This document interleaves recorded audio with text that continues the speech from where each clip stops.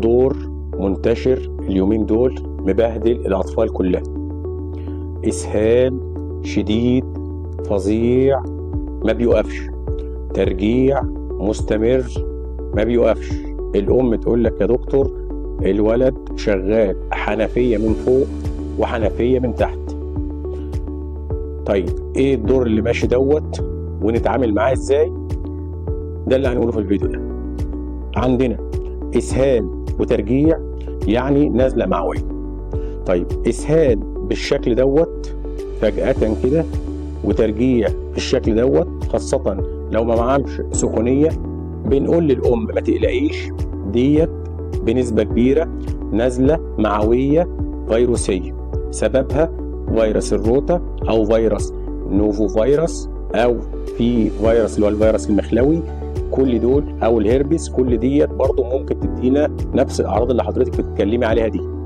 عندنا انواع تانية من النزلات المعويه، في انها ممكن تبقى نزله معويه بكتيريه، او ممكن تبقى نزله معويه اميبيه، او نزله معويه بسبب ميكروبات اخرى، بس المنتشر اليومين دول هو النزله المعويه الفيروسيه. الغريب بس اليومين دول ان ممكن الاسهال والترجيع بيطول لمده ممكن قد تصل ل 15 يوم. تبدا اعراض الدور دهوت من بدايه العدوى او من بعد العدوى بيومين، يعني ان الطفل اختلط بحد معدي او حد عنده نفس الدور، تبدا الاعراض تظهر عليه بعدها بيومين وقد تستمر ل 15 يوم. مشكلته الكبيره ان الاسهال المائي دوت او الترجيع الشديد دوت ممكن يدخل الطفل في جفاف بسهوله. الترجيع هو اخطر حاجه في الموضوع. مش معنى كده ان احنا بنسيب الاسهال بدون علاج، لكن الفكرة كلها ان الترجيع اخطر. بنعرف نعالج الاسهال كويس طول ما احنا عارفين نسيطر على الترجيع، او طول ما الطفل ما بيرجعش كتير. اما لما يبقى الترجيع كتير ومستعصي دوت ممكن يوصلنا لان احنا ممكن نحتاج محاليل. تعملي ايه اول الطفل ما يجيله الدور ده؟ اساسيات العلاج قلنا نوقف الترجيع بحقنه زي دانست 4 مللي او حقنه زفران 4 مللي، ممكن جرعتها سنتي لكل 10 كيلو. لو الطفل يعني وزنه 10 كيلو نديله سنتي، ممكن نكررها كل 8 ساعات عادي مفيش مشكله.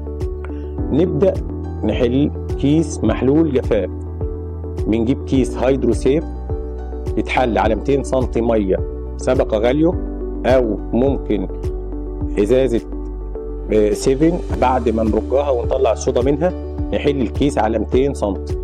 ال 200 سم اللي هو مقدار مج الكبير اللي هو مج الشاي ده. الطفل عندي اقل من 6 شهور بيحتاج بعد كل مره ترجيع 50 سم اللي هي ربع الكوبايه ديت اللي احنا حلناها من محلول الجفاف. اكتر من 6 شهور لسنتين ممكن يحتاج 100 سم من محلول الجفاف دوت. اكتر من سنتين ممكن ناخد ال 200 سم محلول كلهم بعد كل مرة اسهال او ترجيع. علشان الطفل ما يرجعش تاني محلول الجفاف اللي احنا بناخده، بنديهوله برضه تدريجي. يعني لو هديله 50 سم بعد كل مرة اسهال بديهم له 3 سم او اللي هي معلقه شاي كل دقيقتين علشان ما يرجعوش تاني. الزنك برضو من الادويه الفعاله في علاج النزلات المعويه. لو الطفل تحت سن 4 شهور ممكن ياخد تطعيم الروتا. امتى اعرف ان الطفل دوت بدا يدخل في جفاف فعلي او محتاج يروح لطبيب الاطفال بتاعه علشان يكتب له محاليل؟